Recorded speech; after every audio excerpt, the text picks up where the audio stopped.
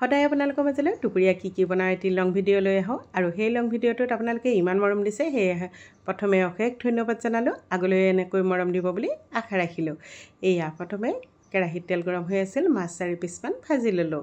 এফালে আকৌ আন এটা কেৰাহীত তেল গৰম হৈ আছিল তাতে দিলোঁ পাঁচফোৰণ মিহিকৈ কাটি লোৱা পিঁয়াজ এফাল দুটা দিছোঁ কেঁচা জলকীয়া এতিয়া এইখিনি ৰঙচুৱা হোৱালৈকে ভাজি ল'ম আনফালে আকৌ মাছখিনিও লুটিয়াই দিলোঁ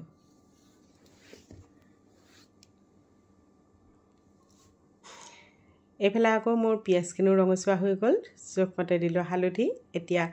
এই মচুৰ দাইলকেইটা দিলোঁ মচুৰ দাইলকেইটা মই আকৌ এঘণ্টামান সময়ৰ কাৰণে তিয়াই ৰাখিছিলোঁ ধুনীয়াকৈ কোমলি যাওঁতে ভালদৰে ধুই কেৰাহীত দি দিলোঁ এইখিনি অকণমান সময় ভাজি ল'ম প্ৰায় 2-3 মিনিটমান সময় ভাজি ল'ম এইদৰে এতিয়া দিছোঁ কণ বিলাহী 2-3টামান দিছোঁ বেছি নাছিল ঘৰতে গছত আছিল চিঙি আনি পেলাই সেইকেইটাও দিলোঁ অকণমান টেঙা লাগে মচুৰ দাইলখন আকৌ টেঙা হ'লে খাবলৈ ভাল লাগে এতিয়া গৰম পৰিছে গৰমত আকৌ টেঙা জোলখন ভালেই লাগে খাবলৈ এতিয়া এইখিনি ভজা হৈ গ'ল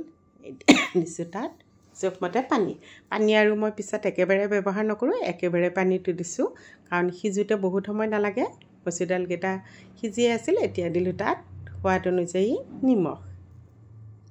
এইফালে আকৌ পচলা অলপ কাটি থোৱা আছিল সেইখিনিও গ্লাছ এটাৰ সহায়েৰে এইদৰে সৰু টুকুৰা কৰি লৈছোঁ আনফালে আকৌ মাছখিনি ভজা হৈ গ'ল এতিয়া তাত মাছৰ মূৰ আছিল 2 পিচ সেইখিনিও ভাজি ল'লোঁ এইফালে আকৌ খুন্দনাটোত আদা নহৰু অলপ খুন্দি লৈছোঁ জলকীয়াও দিছোঁ লগতে এইখিনি থেতেলিয়াই ল'লোঁ এইফালে মাছৰ মূৰখিনিও ভজা হৈ গ'ল তাতে দিলোঁ কেইটামান পাঁচফোৰণ আৰু এতিয়া দিছোঁ থেতেলিয়াই লোৱা জলকীয়া আদা নহৰু সেইখিনি দিছোঁ এইখিনি অকণমান সময় ভাজি লৈছোঁ এতিয়া তাত দিছোঁ পচলাখিনি এতিয়া দিম তাত তিয়াই ৰখা কেইটামান মচুৰ দাইল এতিয়া দিছোঁ সোৱাদ অনুযায়ী নিমখ আৰু এইখিনি ভালদৰে লৰাই হালধিও দিলোঁ জোখমতে ভালদৰে লৰাই দিছোঁ এইখিনি এতিয়া ঢাকনি লগাই সিজিবৰ কাৰণে এইখিনি কম জুইত ৰাখি থৈ দিম আপোনালোকে বাৰু পচলা এইদৰে মচুৰ দাইল দি খাইছেনে খাবলৈ ভাল লাগে ঢাকনিখন লগাই কম জুইটো কমাই ৰাখি থৈ দিলোঁ এইফালে আকৌ মোৰ দাইলখনো হৈয়ে গৈছে পটককৈ সিজি যায় এইদৰে বনালে আকৌ সেই দাইলখন নমাই সেইখন কেৰাহীতে আকৌ ধুই লৈছোঁ তেল গৰম হৈ আছিল তাতে দিলোঁ কেইটামান পাঁচফোৰণ 2টা দিলোঁ কেঁচা জলকীয়া এতিয়া তাত দিছোঁ মিহিকৈ কাটি ৰখা পিঁয়াজ এফাল জোখমতে দিলোঁ হালধি এতিয়া ৰঙালাও কচু স্কোৱাছ আলু তেনেকৈ এখন তৰকাৰী কাটিৰে পাচলি অলপ কাটি থৈ দিছিলোঁ সেইখিনি বহাই দিছোঁ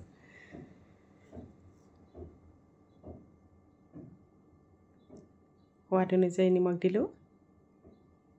এইখিনিও ভালদৰে লৰাই চৰাই ঢাকনিখন লগাই সিজিবৰ কাৰণে ৰাখি থৈ দিলোঁ যিটো একেবাৰে কমাই থৈ দিছোঁ দুফালে বনাই আছোঁ দুটা চিলতে এইফালে দেখিছে মোৰ পচলাখিনিও হৈয়ে গৈছে আধা সিজা নিচিনা হৈ গৈছে এতিয়া তাত দিম পানী গৰম পানী দিছোঁ পানীখিনি দি আকৌ ঢাকনিখন লগাই সিজিবৰ কাৰণে ৰাখি থৈ দিম যাতে ধুনীয়াকৈ সিজি যায় এইফালে আকৌ ভাজি ৰখা মাছখিনি এইখিনি আকৌ কটাখিনি উলিয়াই লৈছোঁ এইদৰে এয়া মই বুকৰ মাছ লৈছোঁ 2 পিচ বুকৰ মাছত আকৌ বেছি কটা নাথাকে দীঘল কটা থাকে যে বাচিবৰ সুবিধা হয় এনেকুৱা দীঘল কটাখিনি বাছি লৈছোঁ গোটেইখিনি মাছ এইদৰে বাছি ল'ম আজি অলপ মাছখিনি বেলেগ ধৰণে বনাম সদায় একেধৰণে খাবলৈও ভাল নালাগে নহয় জানো এয়া দেখিছেনে মোৰ এইফালে পচলাখিনি ধুনীয়াকৈ সিজি গৈছে তাতে মচুৰ দাইল দিয়া হৈছিল যে ধুনীয়াকৈ সিজিও গৈছে ধুনীয়া এটা গ্ৰেভি হৈছে আৰু এইফালে কেপচিকাম পিঁয়াজ মাছ গোটেইখিনি ৰেডি কৰি লৈছোঁ কেৰাহীখনত তেল গৰম হৈ আছিল তাতে দিলোঁ কেইটামান গোটা জিৰা এতিয়া দিছোঁ 3-4টামান কেঁচা জলকীয়া এতিয়া তাত একেলগে বহাই দিম পিঁয়াজ আৰু কেপচিকামখিনি এয়া দুখিনি একেলগে বহাই দিলোঁ আৰু এইফালে হালধি আৰু নিমখখিনি দি দিম সোৱাদ অনুযায়ী নিমখ দিলোঁ জোখমতে দিলোঁ হালধি এইদৰে বাৰু আপোনালোকে মাছ খাইছেনে যদি খোৱা নাই এবাৰ বনাই খাই চাবচোন, বহুত টেষ্টি হয়।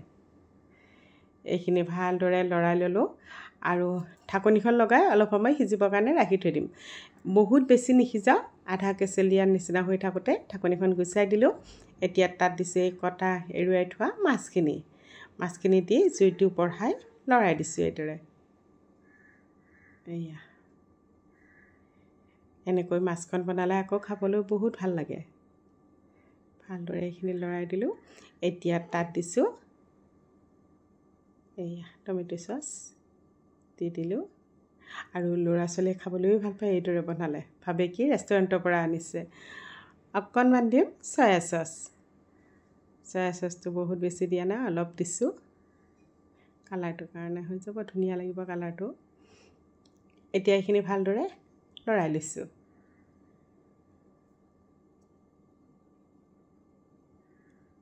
এয়া দেখিছেনে কালাৰটো, দেখি খাওঁ লগা নাইনে বাৰু? আৰু মাছ বাচিবৰো দৰকাৰ নাই, মাছখিনি অলৰেডি বাচি দিয়াই হৈছে তাতে,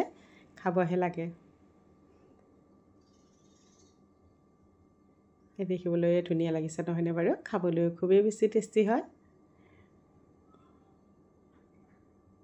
মোৰ এইখিনি প্ৰায় হৈয়ে যাব। ভিডিঅ'টো চাই কেনেকুৱা বোলে কমেণ্ট কৰি জনাবচোন। যদি ভাল লাগিছে লাইক কমেণ্ট শ্বেয়াৰ কৰি দিব। ধন্যবাদ।